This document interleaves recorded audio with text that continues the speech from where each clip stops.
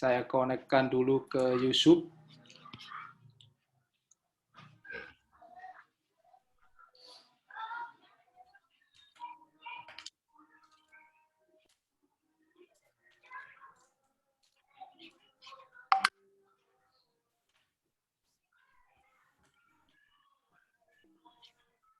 Oh iya, sinyalnya Mbak Fiska ini kurang bagus ya.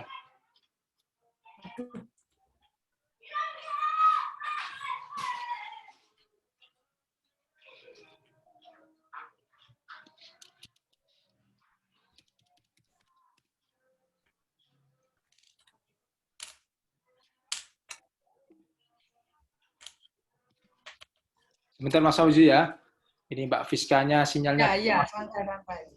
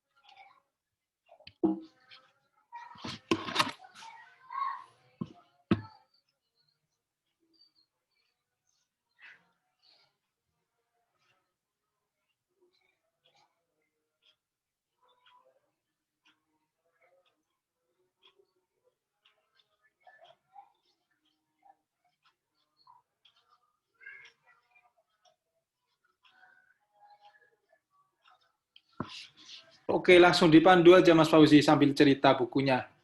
Saya serahkan waktu dan ininya, jaringannya. Monggo. Ya, terima kasih. Assalamualaikum warahmatullahi wabarakatuh. Selamat malam, salam sejahtera, salam damai, salam literasi bagi kita semua. Bagaimana kabar teman-teman pada malam hari ini? Semoga selalu sehat ya, karena kita menyambut weekend, harus selalu bahagia.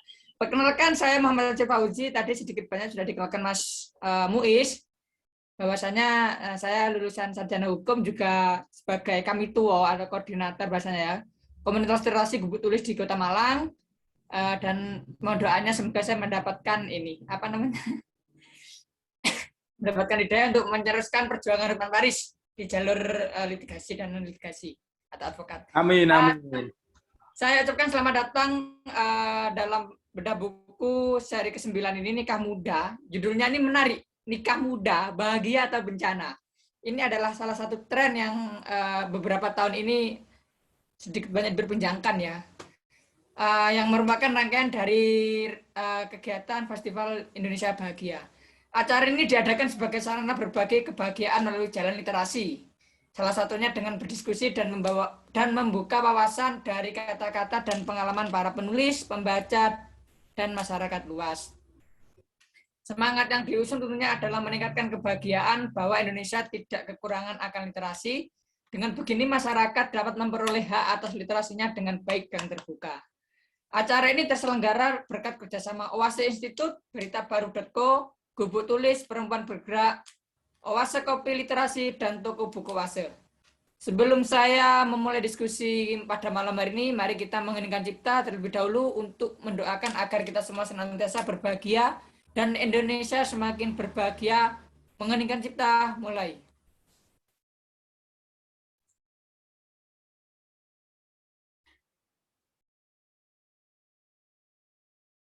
Selesai. Hadirin yang saya bahagiakan, sedikit dari buku ini. Sejak untuk Mbak Fiska ya panggilannya ya. Sejak bekerja sebagai abdi negara yang berkecimpung di dunia kontrasepsi, banyak sekali menjumpai cerita menarik. Bukan hanya kisah-kisah lucu yang mengundang tawa, tapi juga perjalanan hidup penuh inspiratif yang membuat kagum, namun tak sedikit pula cerita sedih yang membuat prihatin dan mengelus dada. Bahkan terkadang geleng-geleng kepala dengan kebandelan mereka. Ini karena di Kabupaten Malang, wah ternyata buku ini terbentuk ataupun ceritanya dari Kabupaten Malang ya. Wilayah tempat saya mengabdikan diri, terutama di kawasan pedesaan, tak terhitung berapa banyak remaja yang terpaksa, ada pula yang dipaksa menikah dini. Itulah sekelas gambaran buku ini dan akan secara mendalam dibahas oleh tamu yang luar biasa, yakni Ibu Fiskardin. Halo, bagaimana kabarnya Ibu? Apakah sehat-sehat saja? Alhamdulillah sehat. Alhamdulillah, semoga sehat dan bahagia selalu. Amin. Ibu Fiskardin atau biasa dipanggil Bu Fiska adalah seorang ibu dari 2 putra dan abdi negara, lahir di Jakarta pada 15 September. Perempuan berzodiak Virgo ini, selamat ulang tahun Bu ya. 1 bulan ya. Terima kasih, udah lewat. Perempuan berzodiak Virgo ini tengah berjuang menyelesaikan studi jenjang magister di Universitas Erlangga, program studi media dan komunikasi. Di tengah kesibukannya kuliah, hari-harinya dihabiskan dengan mengurus rumah tangga dan anak, berimajinasi, melamun, serta merenung, hingga buku perdananya terbit. Motivasinya menulis adalah karena pernah berkiprah di balik layar sebagai jurnalis dan editor. Wah, luar biasa sekali. Karena pernah dan juga bertekad menghasilkan karya yang bermanfaat dalam hidupnya. Teman-teman bisa menyapa beliau di pizucul@gmail.com. Saya ingin mengingatkan kepada para pemirsa bahwa acara ini disiarkan langsung melalui kanal YouTube Oase Channel. Bagi seluruh pemirsa yang ingin bertanya, kami persilakan untuk menulis pertanyaannya pada kolom chat, dan jangan lupa untuk menuliskan identitas Anda terlebih dahulu sebelum menulis pertanyaan. Sesi tanya jawab akan dibuka setelah dialog interaktif ini selesai. Oke, mari kita mulai sesi dialog interaktif ini. Pertama-tama saya persilahkan kepada Bu Fiska untuk memberikan gambaran umum tentang buku ini. Monggo Ibu. Gambaran umum buku ini seperti apa? Biar kita tahu dan penasaran ini. Jadi buku ini tuh tentang kumpulan cerita ya Mas. Kumpulan cerita para remaja yang pernah saya jumpai di Kabupaten Malang.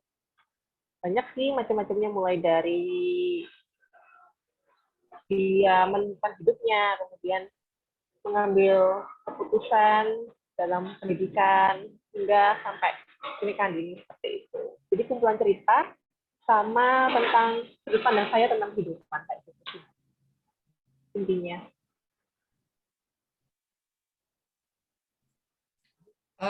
Oke Bu, kalau boleh tahu Bu ya, bisa diceritakan latar belakang dari penulisan buku ini. Apakah memang benar-benar Ibu prihatin atas kejadian, ataukah memang ini adalah salah satu penelitian Ibu seperti itu? Oh ya, jadi ceritanya agak panjang ya, saya flashback dulu. Jadi sebenarnya sudah lama Mas Siap ingin bikin buku, sudah lama, karena background saya sendiri kan pernah kerja di media, pernah jadi wartawan, pernah jadi editor. Tapi keinginan itu cuma wacana aja gitu loh, belum terrealisasi. Sampai pada akhirnya saya kerja di pemerintahan, kemudian ada lomba nulis buku. Nah, kalau menang bukunya bakal diterbitin. Kemudian saya bingung kan cari tema apa ya. Kemudian saya lihat ya di sekitar saya, di tempat saya bekerja itu banyak cerita anak muda, baik dari anak mudanya langsung atau dari para ibu-ibu.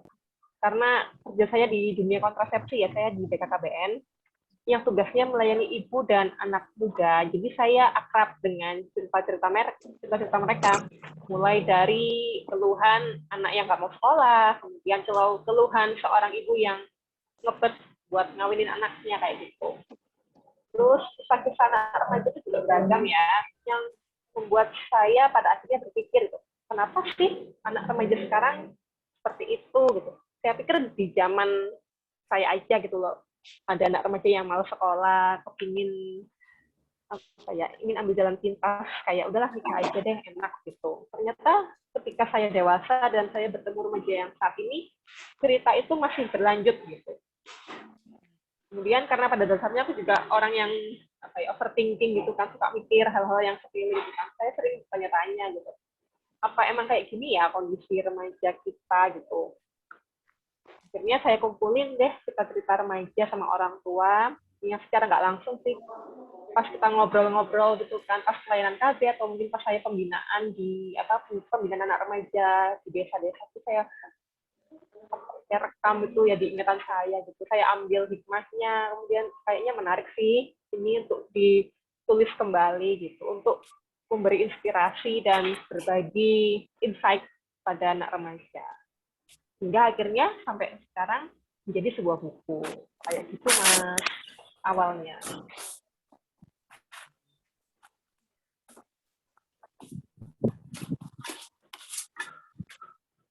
Halo? Halo? Apakah terdengar? Halo? Termut. Iya, terima kasih. Mohon maaf tadi ada tamu ya. Selanjutnya Bu, kalau boleh tahu ini bagaimana proses pengkajian Ibu Fiska sehingga lahir buku Nikah Muda, Bahagia atau Bencana ini? Jadi di sini saya banyak observasi ya Mas. Karena saya kerjanya di lapangan, saya kan sebagai penyuluh keluarga berencana. Saya sering terjun ke lapangan. Di situ saya sering ketemu para orang tua, anak remaja juga di kegiatan penyuluhan. Nah dari sana saya sering ngobrol-ngobrol ringan gitu loh Mas. Kayak mungkin keluhan ibu-ibu kayak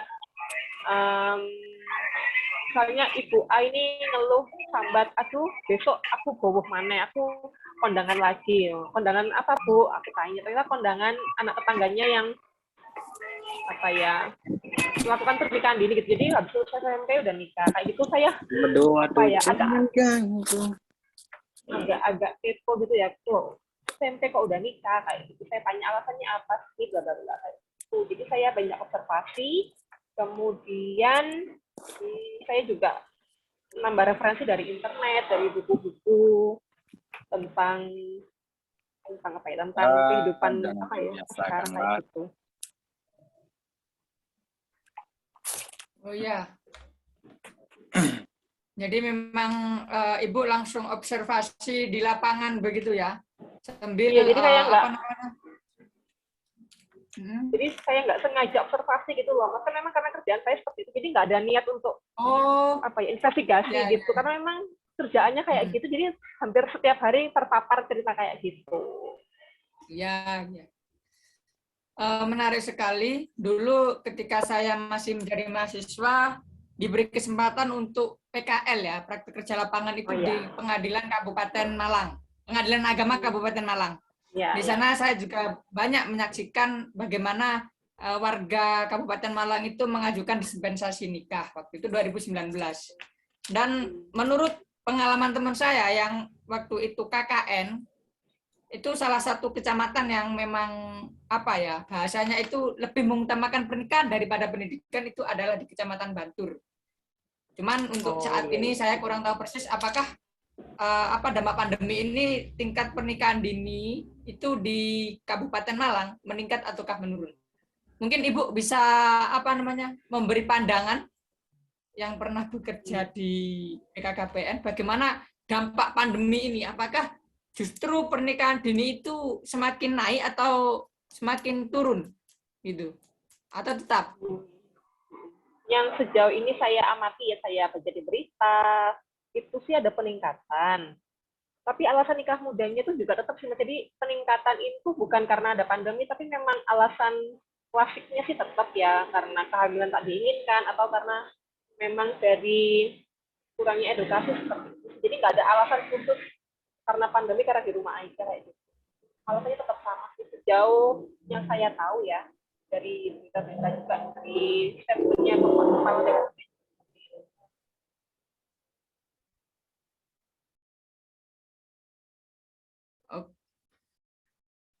Oke, Saya mengingatkan kembali kepada teman-teman audien, tanggapan atau pertanyaan bisa ditulis di kolom chat dengan menyebutkan nama dan asal daerah.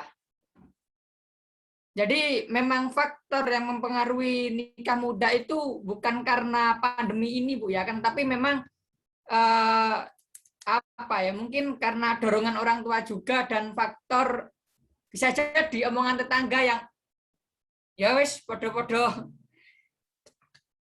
wis gede mari sekolah ya rabi wae, seperti itu, Bu ya. Nah, Ya, jadi emang faktornya banyak sih, Mas. uh-uh. Gue dilanjut dulu apa? Gimana, Mas? Monggo dilanjutkan dulu, Bu, sebelum saya melanjutkan ke pertanyaan selanjutnya. Oh ya, soal faktor tadi itu, Mas. Jadi faktor pendorong pernikahan dini itu emang beragam sih. Tapi dari yang saya jumpai dan saya tuliskan di buku saya, kebanyakan sih dari lingkungan, dari keluarga, dari ekonomi, gitu. Kebanyakan dari situ sih.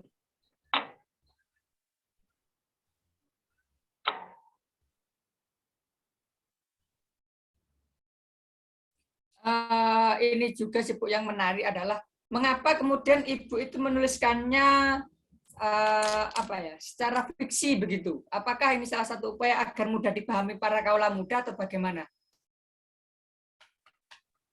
Nah, benar banget, Mas. Jadi, kenapa saya nulisnya itu dalam bentuk cerita ya? Memang biar nggak kaku aja gitu. Karena segmentasinya kan buku saya itu emang remaja.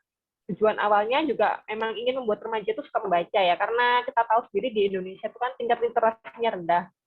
Kita lebih banyak menghabiskan waktu untuk bermain sosmed seperti itu kan. Padahal sosmed itu sendiri kan juga punya dampak positif dan negatif. Karena mungkin mereka lebih suka mengakses sosmed dengan berita yang singkat-singkat, akhirnya mereka juga males gitu loh untuk membaca buku yang panjang-panjang karena seperti itu.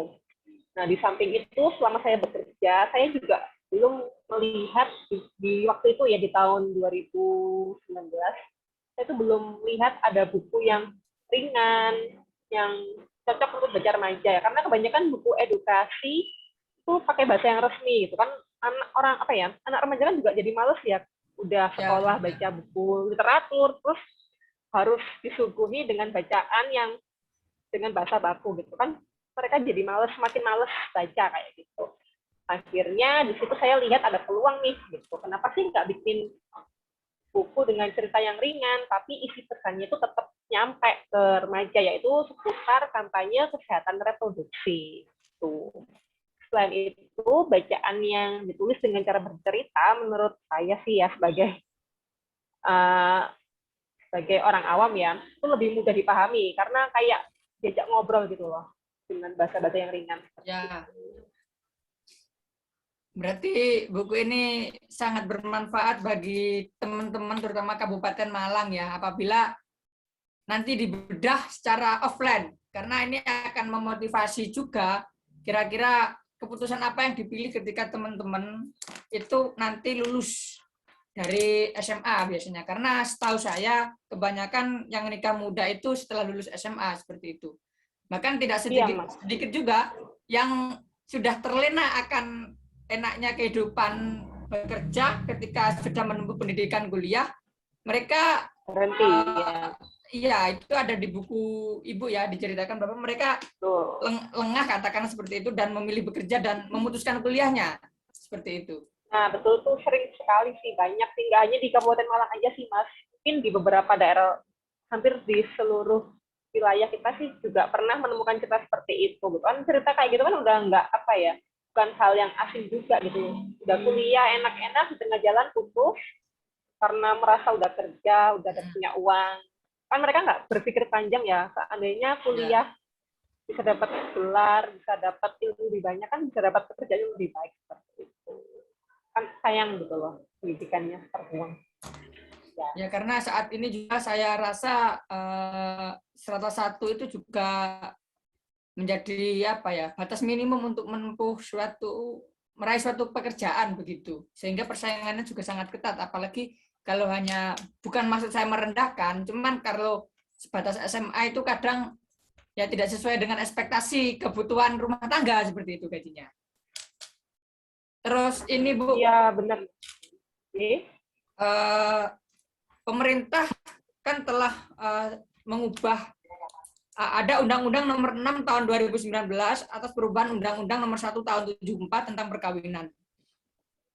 Itu bahwa batas usia minimal untuk laki-laki dan perempuan itu disamakan, yaitu 19 tahun. Nah, kira-kira teman-teman ataupun adik-adik yang menikah muda di Kabupaten Malang ini kira-kira usia berapa, Bu?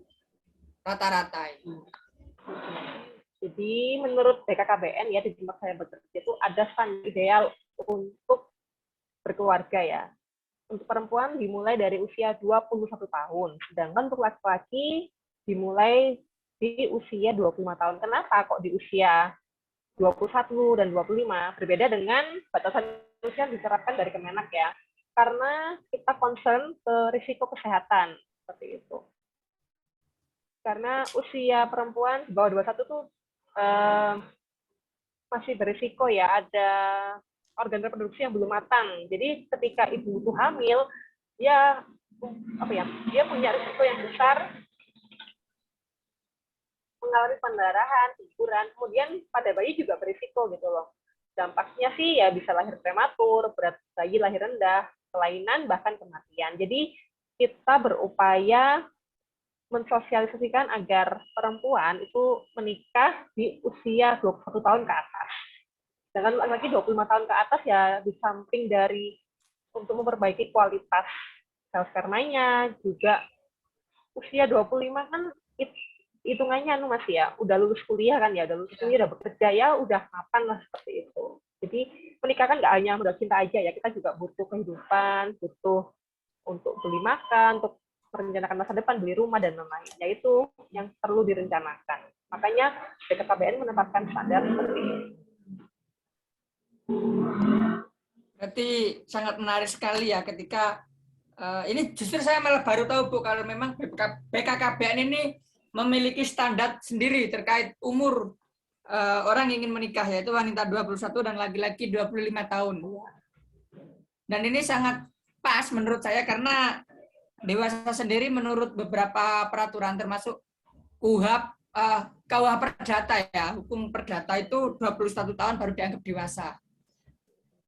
Kemudian apakah adanya pernikahan dini ini Bu ya? Ini juga berbanding lurus dengan adanya perceraian dini.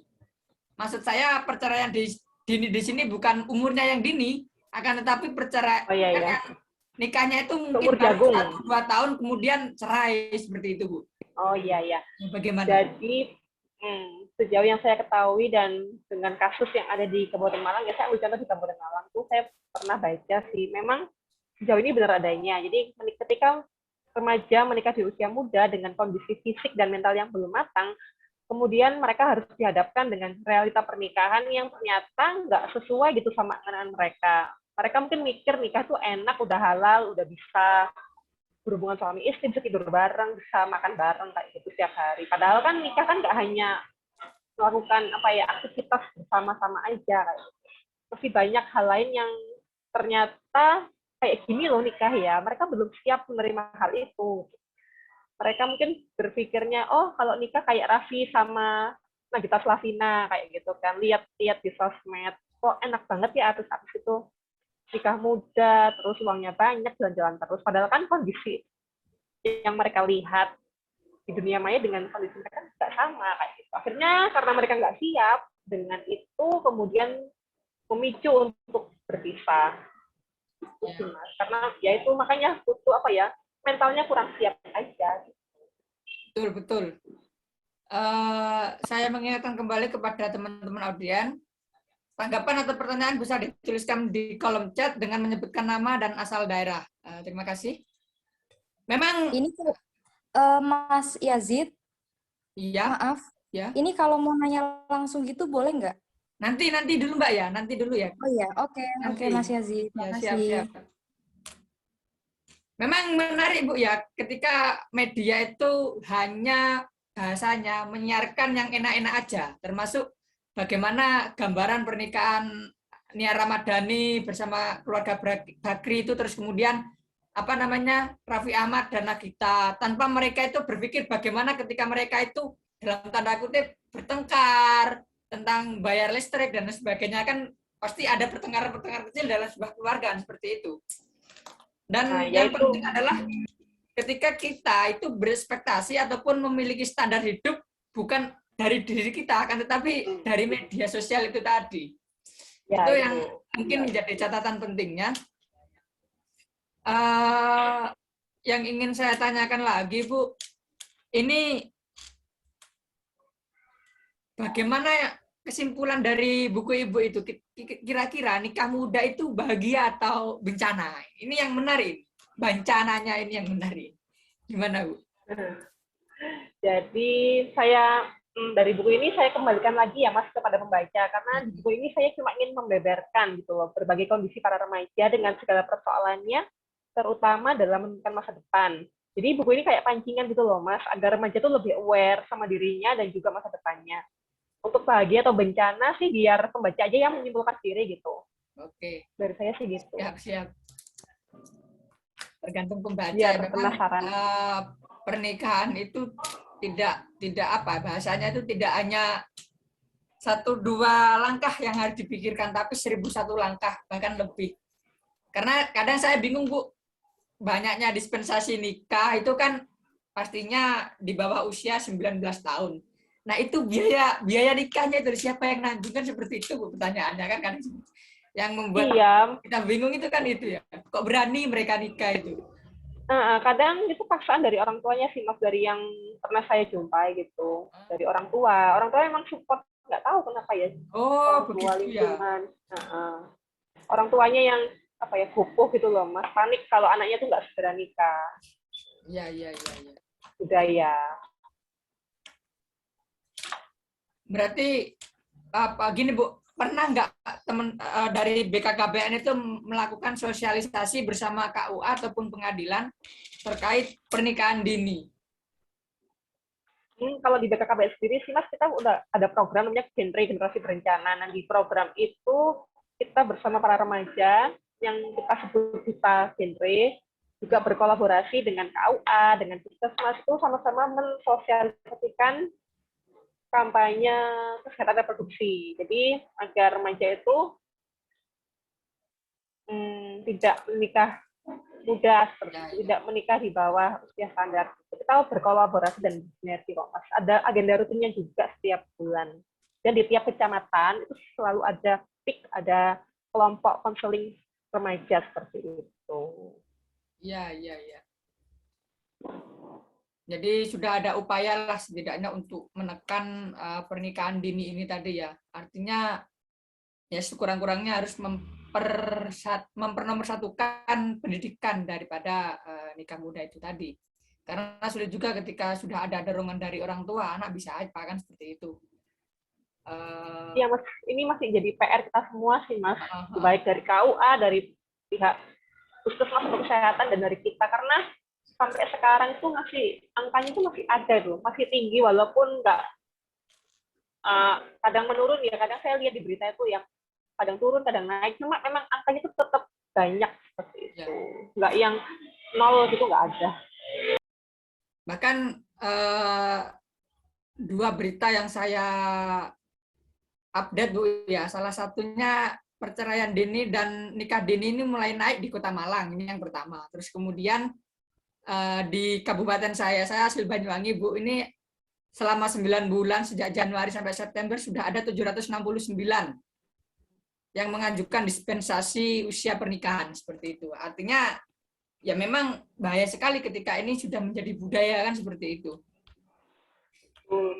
Banyak risiko yang akan dihadapi gitu. Mungkin nggak terasa ya risikonya sekarang, mungkin 2 atau 3 tahun seperti itu.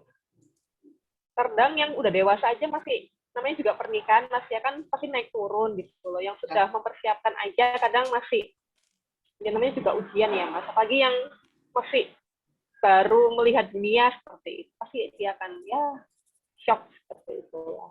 Bahkan ini tadi saya jumpai di Twitter kalau tidak salah, ada di salah satu SMP di luar Jawa, itu saya lupa daerahnya, siswi SMP umur 15 tahun dipaksa menikah oleh orang tua.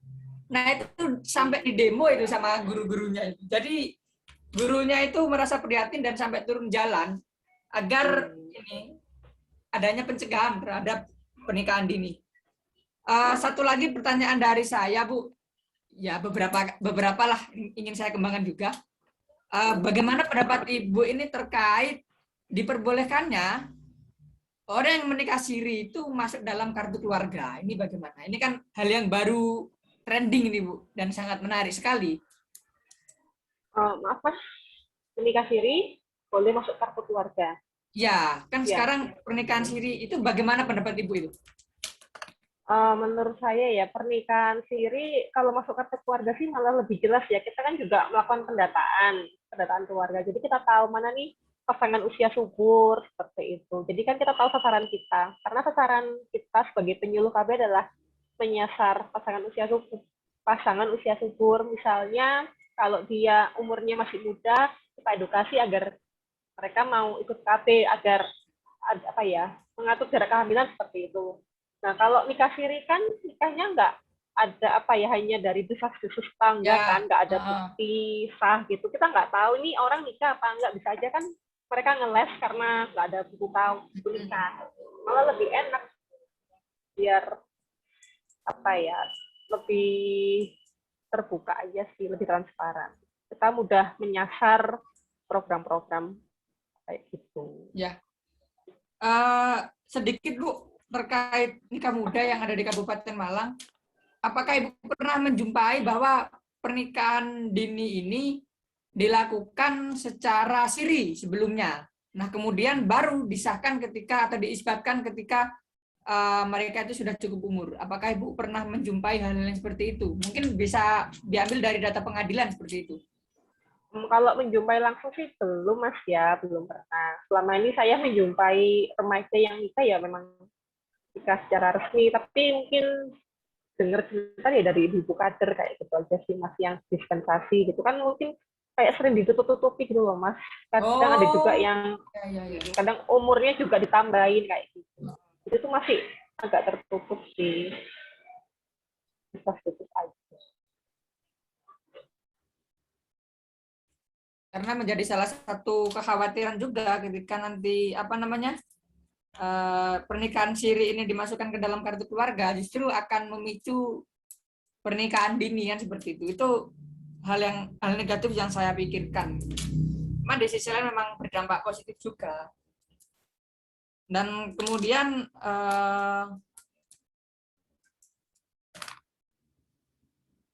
bagi teman-teman yang ingin bertanya atau menanggapi, silahkan menuliskan di kolom chat ya, dan nanti akan kami berikan kesempatan untuk berbincang-bincang langsung dengan Mbak Fiska.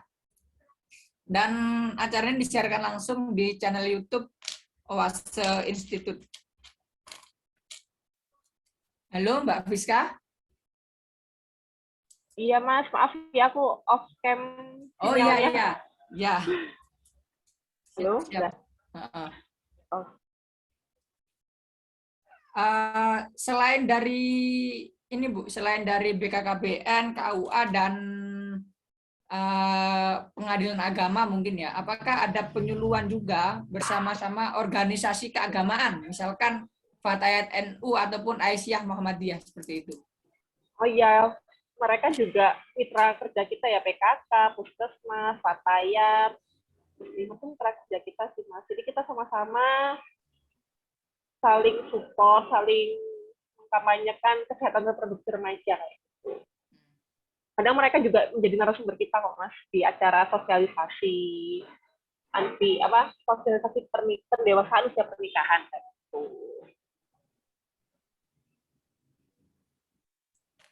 Ya, terima kasih Bu atas jawabannya. Mungkin pertanyaan saya sudah terlalu banyak ya, jadi saya cukupi dulu.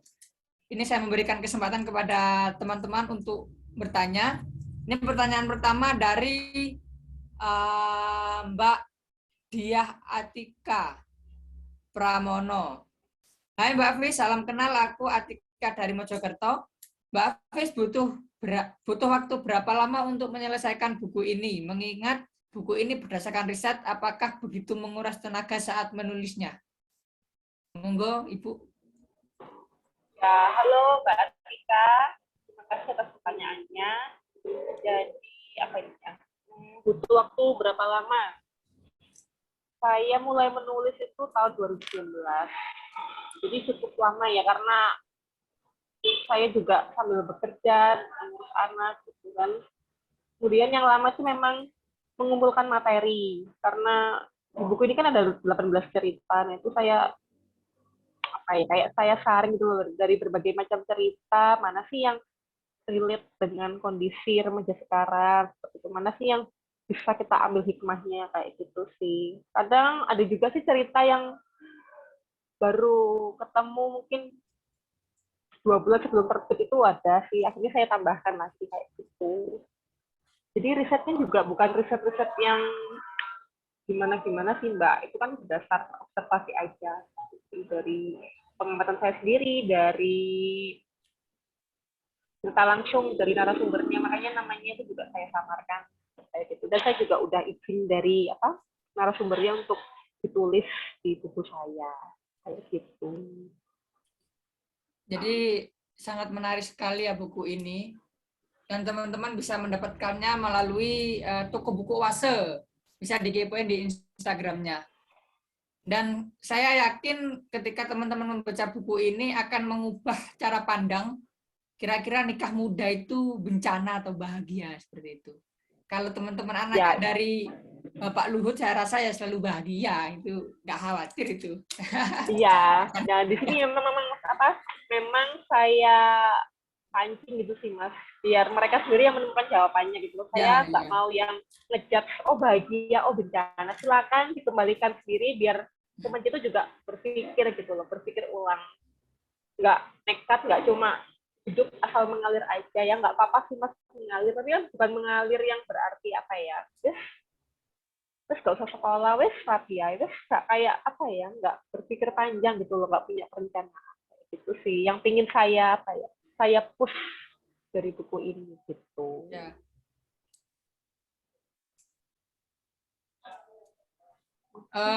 Pada teman-teman yang ingin bertanya secara langsung kepada Mbak Fiska, monggo silakan untuk raise hand, kemudian menyalakan mikrofonnya. Monggo. Mungkin dari Mbak Nana tadi yang meminta izin untuk bertanya secara langsung ataupun sharing-sharing, bisa meng-on-cam kamera sekalian, Mbak? Boleh kamera yang ditutup aja nggak, Mas? Oh ya, enggak apa-apa. Iya. Ya, terima kasih untuk waktu yang diberikan oleh Mas Yazid dan Ibu Fiskar. Perkenalkan, saya Nana, saya dari Malang. Saya ingin bertanya tentang nikah muda ya. Tadi sudah dibahas oleh Ibu bahwa menikah muda itu salah satu yang menjadi masalah itu adalah dua remaja tersebut itu secara mental dan finansial itu belum siap, ya kan? Nah, terus tadi Mas Yazid juga membahas kalau masih remaja itu kira-kira biaya nikahnya dari mana ya gitu. Dari orang tua apa dari mana gitu kan. Ya namanya kan belum siap. Nah, terus berbicara tentang pernikahan muda lagi, bagaimana apabila dua remaja tersebut tuh sudah saling suka gitu. Nah, apabila mereka tidak menikah, maka akan terjadi hal-hal yang tidak diinginkan, ya kan? Nah, dari permasalahan ataupun istilahnya dari pertanyaan saya tersebut ya Bu ya, bagaimana cara supaya dua remaja tersebut tuh tidak melakukan hal-hal yang nggak baik nih Bu, padahal kan mereka udah saling suka tuh ya kan. Nah kemudian mau nikah dari segi finansial belum siap ya kan. Nah yang ditakutkan kalau mereka ini melakukan hal yang tidak baik. Nah menurut Ibu bagaimana? Terima kasih untuk waktunya. Wassalamualaikum warahmatullahi wabarakatuh. Waalaikumsalam warahmatullahi wabarakatuh. Waalaikumsalam. Oke, Mbak Nana, saya langsung jawab ya, Mas. Boleh? Ya, monggo silakan Ibu. Ya, terima kasih Mbak Nana atas pertanyaannya. Jadi, gimana caranya agar dua remaja yang udah saling jatuh cinta belum siap finansial tapi tidak melakukan hal-hal buruk ya sebelum nikah. Jadi ini pentingnya sih untuk remaja kita memiliki banyak aktivitas ya. Kita kan misalnya kita punya hobi, kita punya aktivitas, punya kesukaan, minat bakat. Nah, kita punya pekerjaan misalnya. Nah, sambil menunggu usia ideal, sambil menunggu finansial yang mencukupi, kita bisa mengalihkan misalnya hasrat apa ya, keinginan kita untuk nikah itu dengan hal yang positif. Kita kan juga apa ya, harus punya kesadaran ya. Kita kan tahu mana sih kapan sih cukup untuk nikah tuh kapan sih gitu. Misalnya dengan gaji segini kira-kira cukup nggak ya, kita bisa diskusi sama pasangan kita. Kalau gajinya segini kira-kira kita cukup nggak ya buat bayar kontrakan, buat biaya makan. Nah itu keterbukaan dari pasangan itu penting. Dan misalnya belum cukup ya, oke kita kerja keras lagi yuk gitu. Kita kerja keras lagi biar cukup nih buat biaya menikah. Jadi dialihkan dengan melakukan kegiatan yang disuka kayak gitu Mbak. Biar pikirannya tuh nggak hanya menikah, menikah, dan menikah gitu loh.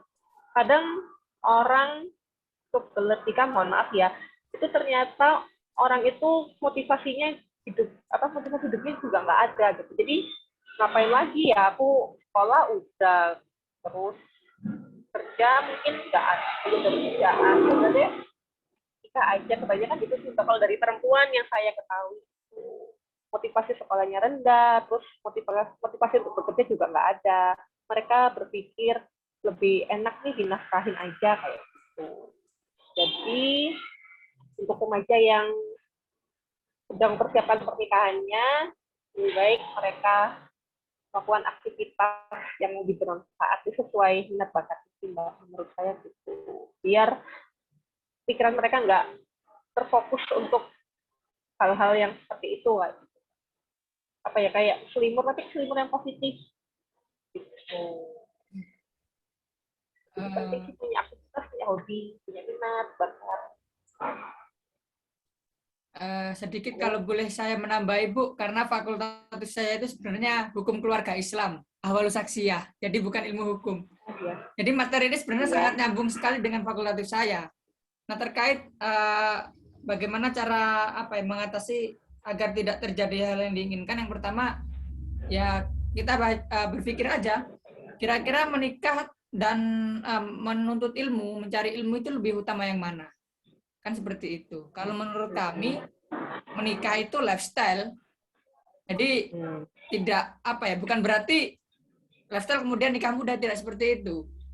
Itu sudah menjadi gaya hidup kan seperti itu. Jadi saya rasa lebih penting menuntut ilmu daripada menikah kan seperti itu. Dan kemudian sepengalaman saya ketika saya mengikuti persidangan waktu itu ketika PKL, bahwa ketika ada dua remaja yang kemudian dispensasi nikah ya, karena pernikahan dini ketika ingin resmi itu pasti mengajukan dispensasi nikah, itu yang diberi tanggung jawab bukan si anak, akan tetapi orang tua. Apakah orang tua ini nanti akan benar-benar menjamin ketika anak-anak sudah menikah tidak akan cerai seperti itu. Jadi memang meskipun sudah menikah masih dalam pengampuan orang tua. Itu hemat saya dan menurut saya. Mungkin ada tanggapan dari Mbak Nana? Iya, terima kasih jawaban dari Ibu Fiskar dan Mas Yazid tanggapannya. Nah, berarti apakah bisa disimpulkan bahwa menikah itu harus dalam kondisi yang mapan begitu, Bu? Jadi mapan di sini kan takaran orang beda-beda ya Mbak Nana ya. Ada yang kita menganggap mapan kalau kita udah punya mobil, rumah. Ada juga mapan dengan kondisi sederhana, misalnya ya udah punya rumah kontrak dulu nggak apa-apa. Jadi yang bisa mengukur mapan hidup yang nyaman kan diri kita sendiri, tanpa berpatok dengan orang lain. Misalnya kayak ada pasang kekasih nih ya, sepakat nih kita hidupnya sederhana dulu yuk. Misalnya tinggal di rumah yang kecil atau rumah kontrakan. Seandainya mereka sepakat, ya itu bisa dikatakan mapan sih Mbak. Nggak harus kayak halilintar yang punya mobil mewah, rumah besar kayak gitu. Jadi kembali ke kesepakatan pasangan. Yang penting sih punya penghasilan tetap sih Mbak. Ya penghasilan kan nggak harus bekerja di kantor, pakai seragam. Misalnya ya kerja freelance tapi penghasilannya itu bisa memenuhi untuk makan, tempat tinggal, dan kebutuhan lainnya sih menurut saya udah bisa sih. Kan kembali lagi ke orang masing-masing. nggak harus yang kaya raya banget, yang penting cukupnya bagi siapa ya, bagi pasangan itu sendiri kayak gitu. Bisa buat beli kebutuhan pokok lah kayak gitu sih Mbak Nana. Iya, terima kasih Ibu, jawaban yang luar biasa. Terima kasih. Ya, mungkin nanti kalau ada pertanyaan lagi kami persilakan untuk Mbak Nana. Dan bagi teman-teman yang ingin bertanya, silakan menuliskan di kolom chat, ataupun bagi yang berkenan untuk bertanya langsung, kami persilahkan tanya kepada Bu Fiskar. Kalau boleh saya tanya lagi, Bu, dalam pernikahan dini, ini ada nggak yang latar belakangnya itu karena dijodohkan seperti itu? Ini yang saya kelewatan tadi, ini penting saya rasa ini.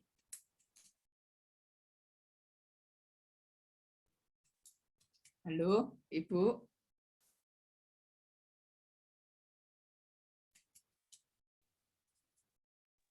Halo. Halo, ya? Halo. Mas, maaf Mas, bisa diulang apa sinyalnya? Oh ya, ya, ya. Ini Bu, saya ingin menanyakan, apakah pernikahan dini yang Ibu temui itu ada yang latar belakangnya karena dijodohkan sama orang tuanya, Bu? Ada sih Mas, masih ada sih Mas budaya kayak gitu. Memang sudah disiapkan gitu sama orang tuanya. Yang pernah saya ketahui kayak gitu. Tapi dijodohkan itu juga karena faktor ekonomi juga sih Mas. Oh, Karena masih punya utang apa ya? Pernah bantu secara finansial oleh keluarganya si laki-laki, kemudian si laki-laki itu minta anaknya untuk dijadikan pendampingnya kayak gitu. Masih ada sih Mas. Seperti itu.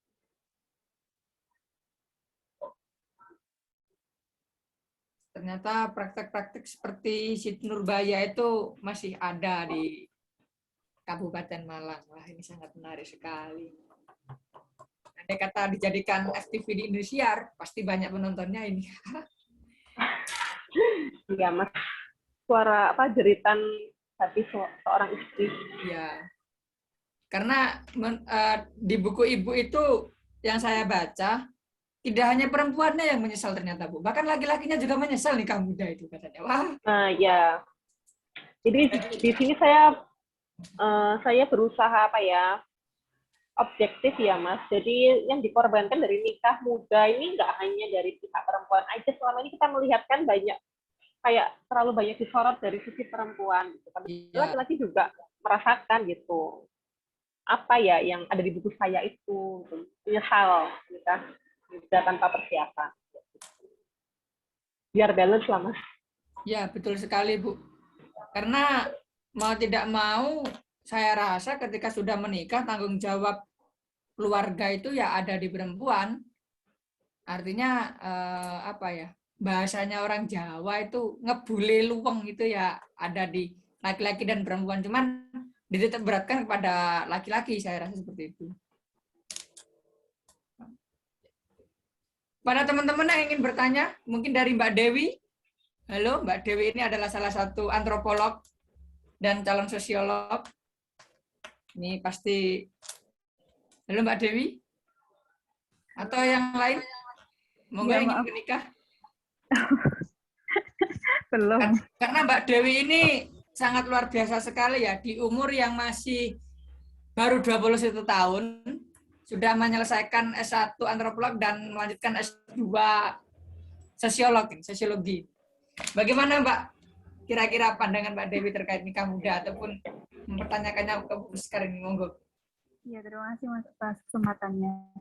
Mungkin ini sih Mbak, fenomena nikah muda ini juga sangat booming ya di kalangan mahasiswa.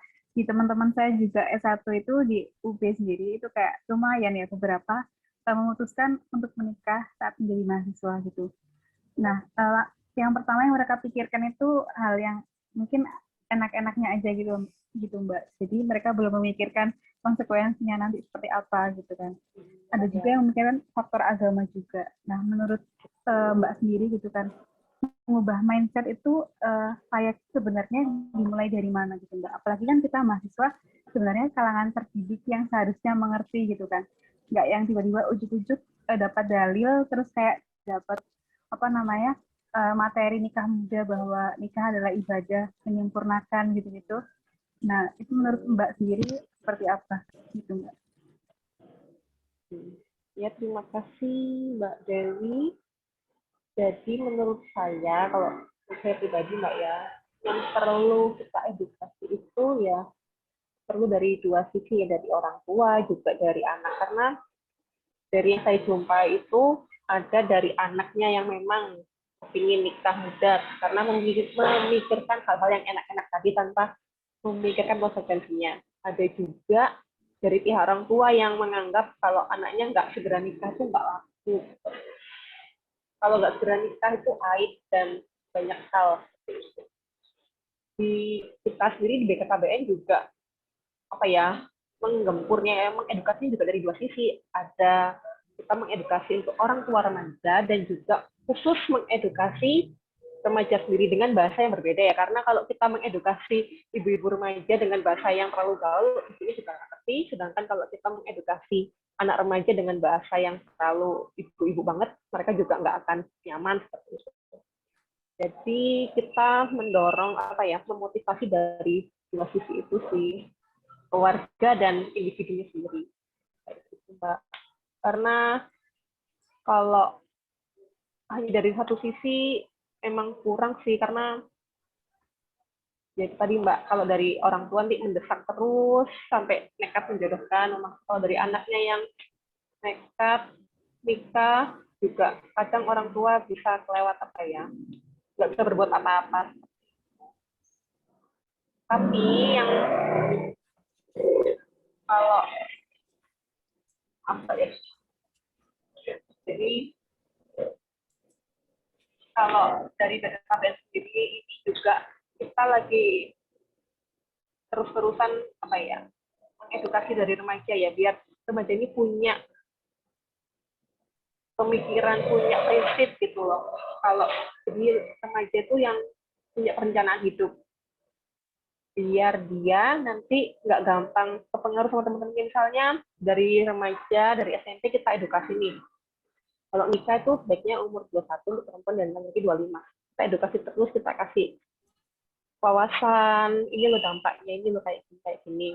Misalnya si remaja itu sudah paham, ketika dia dewasa di umur 20 atau di umur 19 tahun ya, ketika dia tumbuh dewasa, kemudian dia melihat teman-temannya nikah muda, dia nggak akan marry gitu loh, nggak gampang iri, nggak kepincut untuk ikut-ikutan nikah, karena dia udah punya prinsip, dia sadar kalau usiaku belum cukup nih, belum idealnya untuk nikah gitu. Aku tahu risikonya, aku tahu kondisiku kayak apa, sadar diri, aku belum siap mental, belum siap fisik, jadi aku tetap lanjut studi kuliah atau lanjut bekerja sampai aku merasa siap secara fisik dan mental. Itu sih Mbak, menurut saya.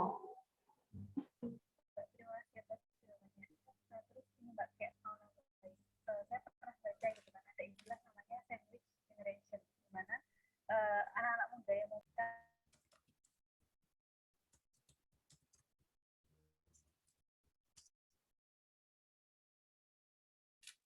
Mbak Dewi, mic-nya kurang keras Mbak Dewi. Halo? Ya, ya, jelas. Jelas. Nah, ini Mbak Al mau menambahi. Saya pernah baca gitu kan, ada istilah namanya sandwich generation, di mana anak-anak muda yang memutuskan untuk menikah itu nggak hanya menanggung beban istri dan anaknya, tapi juga menanggung beban orang tuanya. Jadi kayak bebannya itu semakin bertumpuk gitu Mbak. Nah mungkin itu ya yang harus disadari oleh para anak muda di daerah juga gitu, nggak hanya kita yang ada di kota, tapi ini memang harus perlu disadari oleh semua kalangan anak muda. Mungkin seperti itu Mbak. Terima kasih.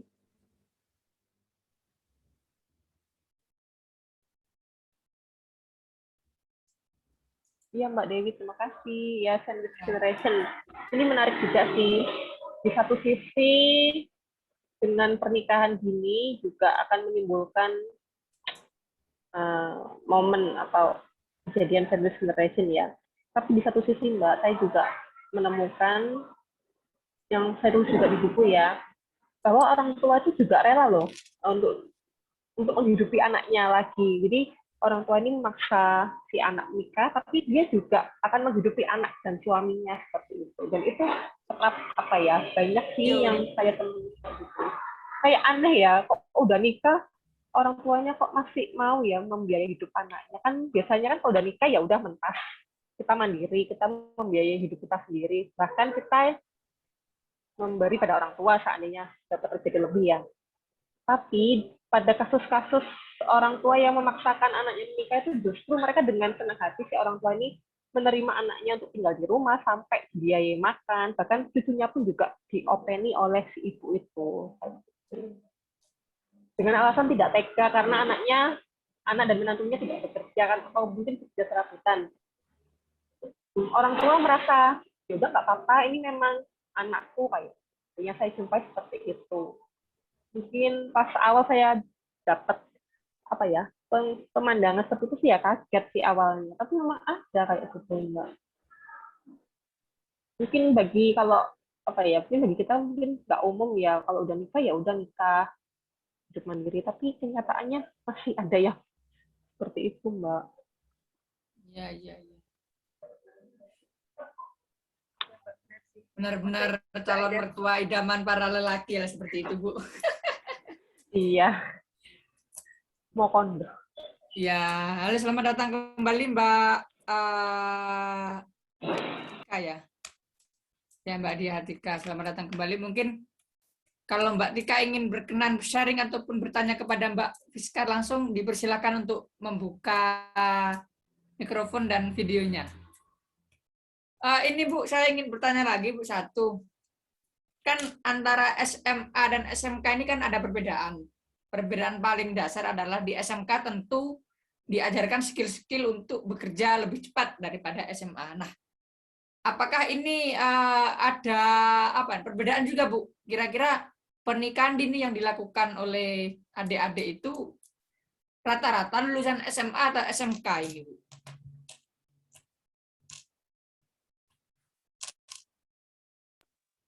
Kalau untuk masalah itu saya belum melakukan riset ya Mas ya, belum pernah riset sejauh itu sih Mas. Kalau yang saya temui SMP juga banyak sih Mas, lulusan SMP itu banyak. SMP Iya SMP. Ada juga yang SD nggak lulus juga ada yang nikah. Kalau untuk perbandingan SMA atau SMA saya belum punya angkanya. Pasti.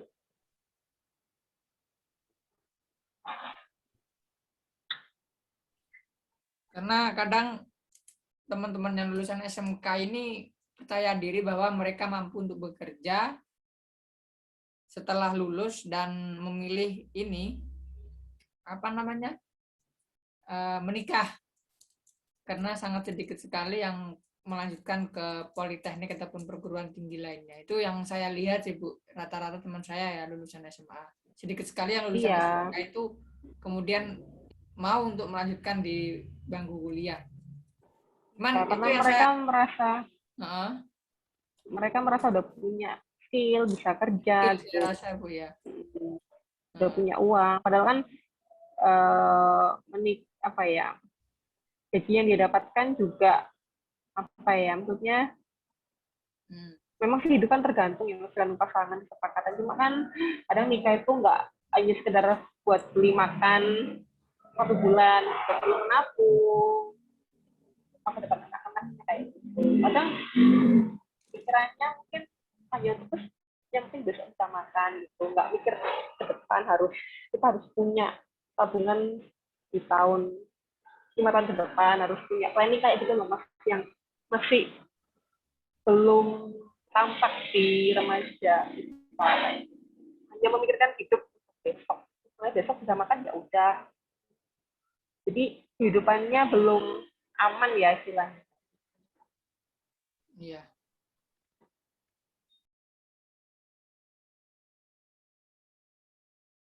Karena belum lagi nanti ketika sudah memiliki anak pasti ingin menyekolahkan, membayar SPP dan sebagainya, itu kan harus benar-benar dipikir matang-matang. Seperti itu saya rasa Bu. Iya betul, kadang kalau belum menjalani kan kita nggak tahu ya. pas kita awal kerja, oh uang segini banyak, gitu. Tapi begitu menikah loh ternyata nggak cukup ya, gitu. Ternyata cuma cukup buat makan aja, buat bayar listrik itu, belum buat seneng-seneng atau apa kayak gitu. Kan kalau udah dipegang berdua buat beli perlengkapan rumah dan lain-lain kan juga ternyata ya gitu deh Mas. Makanya nikah itu perlu persiapan matang, perlu adanya toleransi antar pasangan.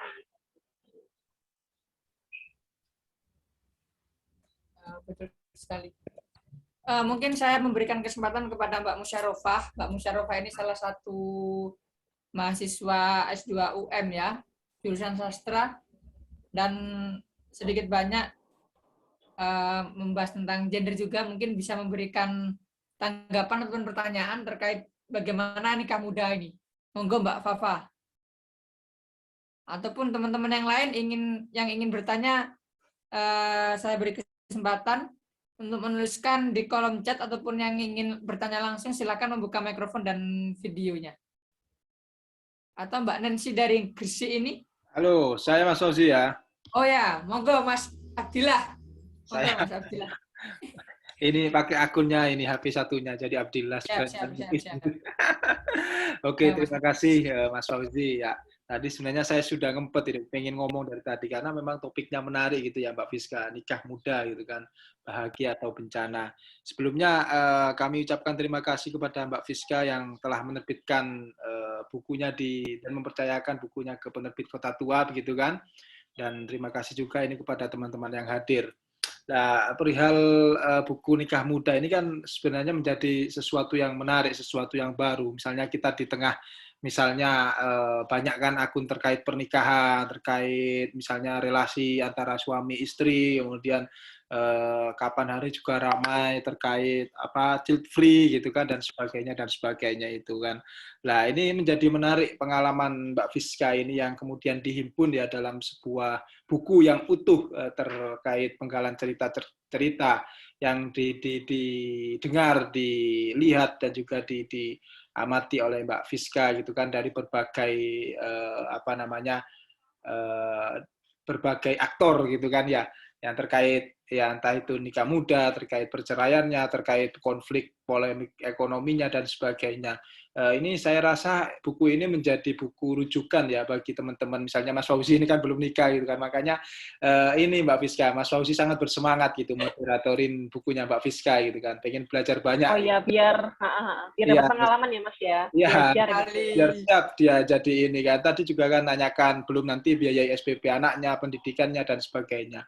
Memang apalagi kemudian kalau kita disodorkan misalnya dengan gagasan baru ya, ide baru terkait child free, ini kan juga sangat menarik gitu kan. Antara positivisme dengan pesimisme, bagaimana mau lanjut nikah atau enggak gitu kan. Di lain sisi ada yang ya wis lah nikah wae karena ingin melanjutkan hanya ingin hasrat itu ya, memenuhi hasrat seksual aja. Kemudian ada tadi yang diceritakan Mbak Fiska bahasanya ada yang memang disuruh orang tuanya gitu kan. Ada yang memang karena misalnya pandangan moral gitu kan. Atau misalnya juga kalau di Jawa kan ada perawan tua gitu. Kalau di bukunya Mbak Elok itu orang Madura itu yang pernah nulis juga ada istilahnya paraban tua gitu kan. Nah, kalau istilah nyebutnya dialeknya gimana gitu, kurang tahu. Paraban tua gitu ya. Ada sebutan stereotype gitu kan yang seperti itu juga bisa jadi menghantam budaya mindset atau kebutuhan hati prinsip gitu kan. Sehingga orang waduh iki aku wis umur 20 iki wis rapi gitu kan. Meskipun secara konteks ini kan nikah muda kan juga misalnya secara ini kan bisa dikatakan nikah dalam usia yang belum siap ya dalam konteks lain ya, meskipun tadi disampaikan kalau perempuan umur 19 gitu ya, tapi karena sudah umur 20-an akhirnya ada ketakutan itu gitu kan, akhirnya secara finansial belum mantap, secara pertimbangan mental belum mantap, akhirnya budal wae gitu kan, akhirnya banyak kasus. Gitu kan. Iya, ini sebenarnya saya juga meskipun sekilas baca ya karena hanya penyelaras akhir di bukunya Mbak Fiska ya. Oh iya. Juga cerita terkait apa namanya, child free gitu ya. Nah, kalau dalam teori atau konsep-konsep itu kan kemarin marak gitu kan, oh child free ini karena ya itu sebuah pilihan karena belum ada kesiapan finansial atau apa dan sebagainya gitu ya. Tapi ini akan menarik kalau memang Mbak Fiska ini punya pengalaman gitu kan dari di lapangan yang pernah diamati terkait free ya sebelum maraknya child free itu. Dan selain itu seberapa lama sih dalam arti bukan tadi kan sudah disinggung seberapa lama ininya ya. Tapi ada kisaran ya, ada berapa aktor atau ada berapa kasus dari tulisan yang ada di buku ini gitu kan, sehingga ini meneguhkan hati dan motif dari Mbak Fiska sendiri pengen apa ya, mungkin kisah-kisah yang paling membuat, misalnya kan ini kan bisa jadi kan penyuluh itu kan konselor gitu ya Mbak ya Fiska ya. Iya. Kisah-kisah yang menyayat atau yang kemudian perlu, oh ini penting ini digambarkan kepada halayak ini kisah orang A, orang B ini gitu kan, agar semua belajar dari si A dan B itu kira-kira yang paling menyayat, yang paling berkesan itu kisah yang mana, dan juga yang tadi child free dalam Mbak Fiska ya, atau misalnya ada pengalaman yang langsung ditemui gitu dari Mbak Fiska. Itu aja sih Mbak Fiska. Dan ini layak dipinang ya Mbak Fiska ya. Nanti saya bisa di stok, nanti teman-teman yang pengen membeli bukunya Mbak Fiska bisa melalui toko buku Oase atau langsung ke Mbak Fiska, Fiskardin. Kalau apa Instagramnya Mami apa Mbak? Mami Pedrosa nama anak saya. Iya. Saya ketikkan aja ya. Meskipun bukan istrinya Pedrosa yang pembalap itu Mbak ya. Oh iya. Oke, lanjut. Iya, nggak bisa Mas. Terima kasih. Jadi Mas Muiz menanyakan kisah yang paling menyayat Mas ya dari buku itu ya? Iya. Oh ya, yang bikin saya ngenes gitu ya. Jadi kan wajar Mas ya kalau saat kita sekolah itu kan merasa kayak tuh males ya sekolah, sampai bosan, capek ngerjain tugas itu kan wajar banget ya. Saya juga pernah mengalami masa-masa itu. Kemudian ketika saya dewasa, saya bekerja, punya uang sendiri, menikah, kemudian tahu kebutuhan rumah tangga seperti apa, saya dan suami menabung untuk anak saya itu gimana, tahu kan rasanya, ya ampun kayak gini ya ternyata usaha orang tua untuk memberikan yang terbaik untuk anak itu seperti ini loh.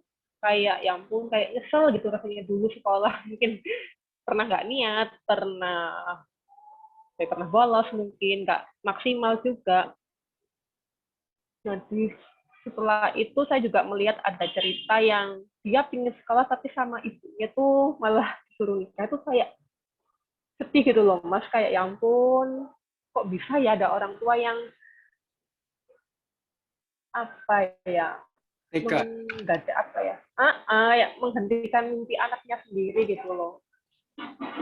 Itu bener-bener yang bikin aku kayak aduh kayak gitu. Padahal begitu kita dewasa kita tahu ternyata ya pun pendidikan itu penting banget ya, pendidikan, punya pekerjaan yang baik itu efeknya tuh baik gitu loh ke kehidupan kita. Kalau ada anak yang udah niat sekolah rajin terus tiba-tiba dihentikan mimpinya oleh orang tuanya sendiri tuh kayak sedih banget loh.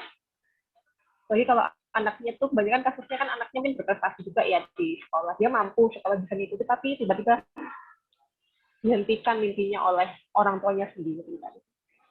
Kamu kayak sakit gitu, itu lebay banget ya. Tapi emang kayak ya ampun kok bisa ya. Terus sih eman gitu loh Mas.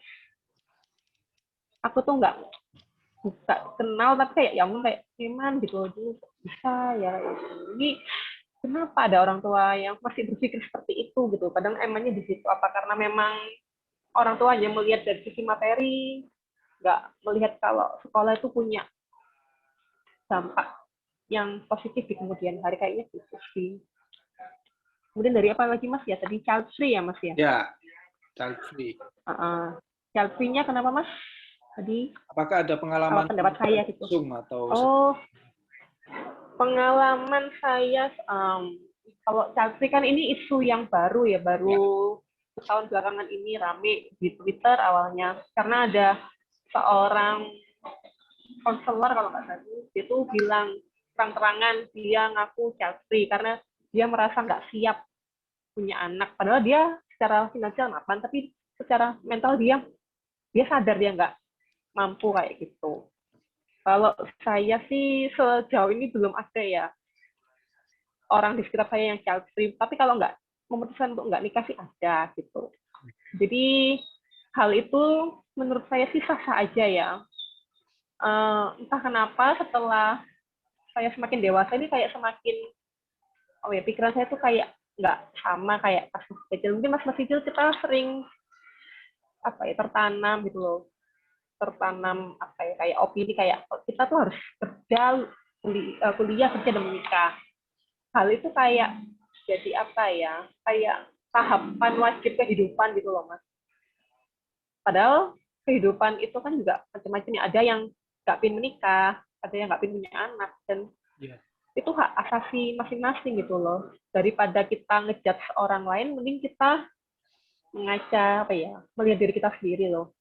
Itu orang-orang itu udah sadar, mereka sadar dengan putusannya untuk nggak menikah, nggak punya anak. Nah, mereka bisa mengukur kemampuan mereka sendiri gitu loh. Terus kenapa kita yang nggak ada urusan sama mereka itu repot ngejudge, mencibir keputusan mereka kayak gitu. Jadi lebih banyak menerima, lebih banyak diam ya ketika ada orang yang pick up tentang keputusan hidupnya nggak menikah, itu jadi lebih banyak kita harus melihat dari sisi orang itu, nggak melihat kehidupan orang lain dari kacamata kita kayak gitu sih Mas. Aku mikirnya. Oke, Mbak Fiska, makasih tanggapannya. Apakah masih ada pertanyaan dari teman-teman? Kalau ada, kami persilahkan, mengingat waktu juga sudah mulai malam ya. Sudah waktunya istirahat untuk Ibu Fiskar ini. Karena besok pasti akan liburan, weekend. Iya Mas. Waktunya bersama anak. Ibu sekarang domisili di mana? Di Malang, Mas. Masih di Malang? Iya, kan kuliahnya masih online. Oh, cuman lahirnya dulu di Jakarta begitu ya? Sekarang tinggalnya di Malang? Iya, lahir. Di Malang iya, mana, Ibu? lahir di Buring, Mas. Buring? Iya. Kecamatan, kelurahan Buring atau Jalan Buring? Kelurahannya Buring, Mas. Kalau Jalan Buring belum. Kecamatan Fauzi. Kecamatan Kedung Kandang ya? Iya, betul. Saya kan sedikit banyak tahu Malang, Bu, jadi sering muter-muter. Oh. Ya, semoga nanti kita bisa berjumpa secara langsung, Bu, ya. Ya, amin. Kalau nggak pandemi bisa dibedah di Oase ini ya, Mas Fauzi ya? Betul sekali. Oh, mantap ya, Mas ya. Kalau sudah tidak ada pertanyaan lagi, baik, mungkin sudah terjawab semua ya pertanyaan-pertanyaan dari peserta, dan terima kasih atas partisipasinya. Terima kasih juga kepada Ibu Fiskar selaku narasumber yang telah menjawab pertanyaan-pertanyaan dari kami dan peserta. Sebelum kita akhiri pada malam hari ini, kami memohon kepada Ibu untuk memberikan closing statement. Bagaimana pesan-pesan kepada pemuda ini? Monggo, Bu. Ya, untuk anak muda, jadilah generasi yang berencana. Remaja yang punya perencanaan kehidupan yang matang, terutama dalam kehidupan berkeluarga. Jadi sebelum memutuskan berkeluarga, ada beberapa tahap yang harus dilalui kayak sekolah, bekerja, karir, dan lain-lainnya. Jadi dipersiapkan dengan baik, direncanakan kapan kita akan kerja nih, kapan kita ingin melanjutkan pendidikan, kapan kita akan menikah, direncanakan dengan baik seperti itu agar tidak menyesal di kemudian hari. Itu aja sih, Mas. Baik, terima kasih. Artinya lebih penting pendidikan lah ya, daripada pernikahan, seperti itu saya rasa. Iya, Mas. Mungkin Asal cukup. pendidikannya udah selesai aja. Iya, halo. Siap-siap. Mungkin cukup untuk diskusi pada malam hari ini. Terima kasih atas waktu dan kehadiran Bu Fiskar dan teman-teman. Saya kembalikan kepada Mas Muiz selaku host. Halo, ya Mas Fauzi. Oke, terima kasih semuanya. Ini teman-teman tadi YouTube-nya gangguan, tapi malam ini langsung kami upload sehingga nanti teman-teman bisa menyaksikan siaran ulangnya di YouTube Oase Channel. Bagi yang belum subscribe bisa subscribe, dan bagi teman-teman yang ingin membeli bukunya Mbak Fiska, Nikah Muda Bahagia atau Bencana ini bisa dibeli melalui Instagram akun @MOMMY_Pedrosa gitu ya, Mami Pedrosa gitu ya, atau coba ketik Fiskarden kayaknya app-nya itu ya Pak ya. Oke, terima kasih kepada semuanya teman-teman yang sudah bergabung dan juga Mas Fauzi yang sudah membantu acaranya dengan keren gitu kan dan lucu gitu kan ya, dan juga dikaitkan juga dengan ininya ya, pengalamannya melakukan advokasi karena ini kan calon hakim muda gitu kan, bukan anak Pak Luhut. Bukan anak Pak Luhut. Dan saksikan bedah buku puisinya Mbak Atika pada hari Minggu malam ya, dan nantikan link-link terbarunya di WA group yang sudah kami buat. Terima kasih kurang lebihnya Mbak Fiska, matur nuwun dan ya, terima kasih Mas Muiz, Mas Fauzi dan peserta. Iya, sama-sama. Yo, matur Juga mohon nuwun. maaf apabila ada kurang-kurang.